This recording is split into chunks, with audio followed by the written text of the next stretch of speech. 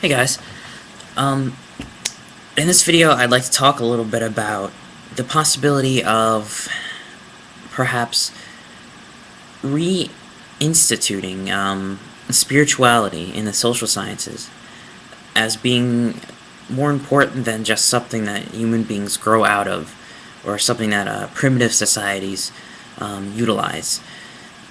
If you're familiar with Ken Wilber's work, A Sociable God, it talks a lot about this. It's very similar to the idea I would like to portray, in the same spirit, no pun intended.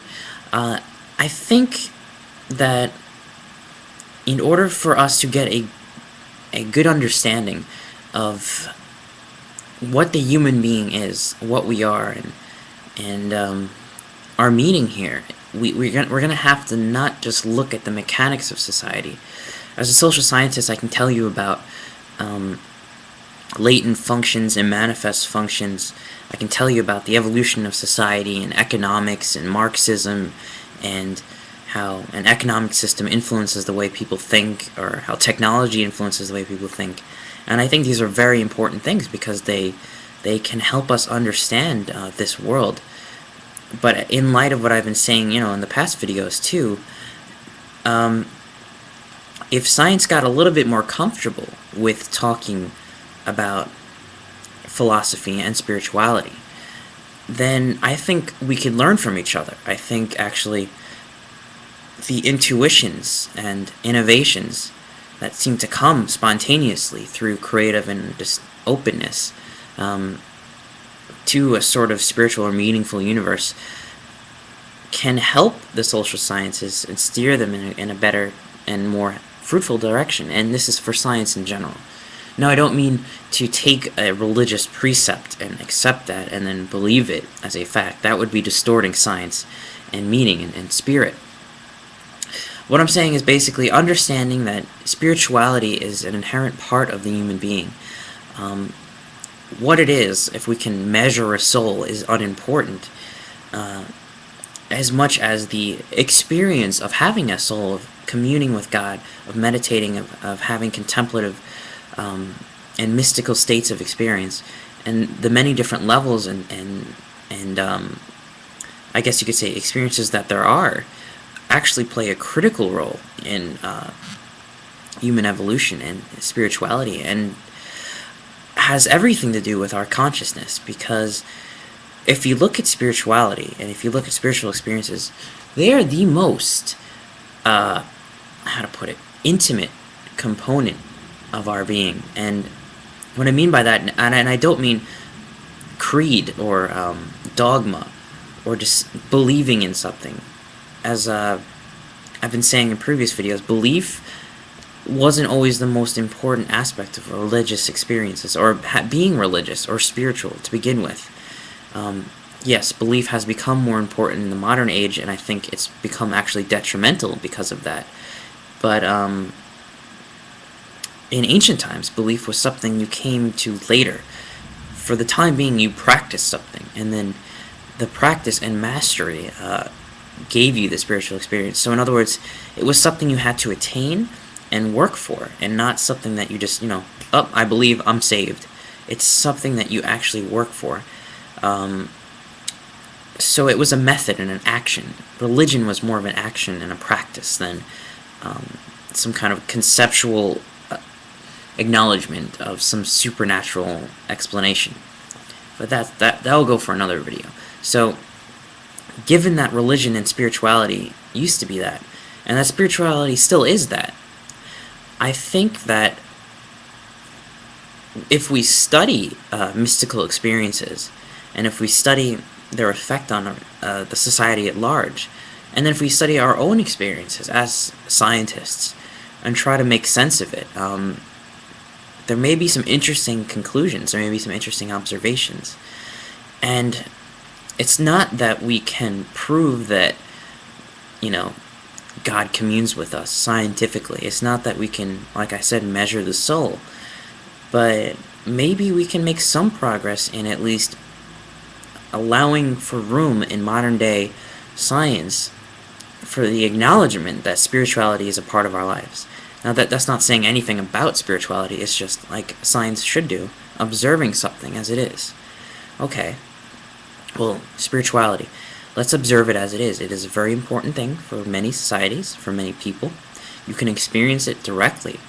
It has a experiential part and a more, I don't know, intellectual, conceptual part. And as it's often broken down into exoteric and esoteric. And exoteric is, the scriptures, the literal stuff. Esoteric is the meaning behind it. And, that's very, very important to acknowledge that, because some religions, groups sway one way or the other. And I think a healthy balance of both. And as a scientist, to note that is important. Just because science is about this world and about the mechanics of this world doesn't mean that it can't make observations about some things. It just can't judge the meaning behind it, because that's not what science does. So, given all of that, I guess I'm digging at, and I guess I should read A Sociable God a little bit more, but it would be interesting, just as an idea, to see more folks start to explore spirituality in social sciences, in psychology, and especially sociology and anthropology. I think there's a lot of room for investigation. I think there's a lot of room for new philosophy. In the old days, when sociology was just starting up, a lot of the thinkers weren't just scientists. They were philosophers. They interpreted data, and they acknowledged that they interpreted data, but they were openly many different fields. They were, I guess you could say, almost like Renaissance men. So I think as a sociologist, I want to go down that path as well, because I don't just want to talk about the mechanics of society as if it was just a big machine. I want to also acknowledge that somehow ingenuity, creativity, and meaning are in the world. They are. I mean, just by me speaking and you listening, no matter what you believe, that belief in that meaning is something very interesting. And yes, there might be a mechanical apparatus behind that meaning, but I think that you can find meaning, as some other folks have been saying, throughout all of evolution. Consciousness, if you want to put it in a different way, is, let's say, it's an awareness. It's your awareness with the world. But everything's had an awareness with the world. It's just reached a point now where it's self-reflexive. And if you see it like that, then all of life, and again, this is getting into philosophy. This is an observation, a philosophical assertion. All of life seems to be groping towards more meaning, more consciousness, more awareness. So imagine starting with that. I mean, as an inspiration. If this is true, well, that's very interesting. Well, what are the mechanics behind this? And then maybe as a scientist you can try to explore that. If it's wrong, then it is wrong, but it doesn't necessarily disprove that the philosophical assertion.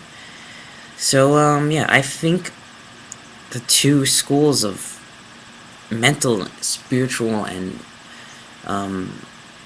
emotional exercises, spirit, philosophy, theology, and science, can all interact to learn more about the world without stepping on their toes. I think they can all just, we can all get along here. So that is my basic idea, and I would love to work on that with people. And so please let me know what you think. Science and spirit in a social science, about consciousness, with philosophy to sprinkled on the top, a nice added ingredient, and who knows what we can create.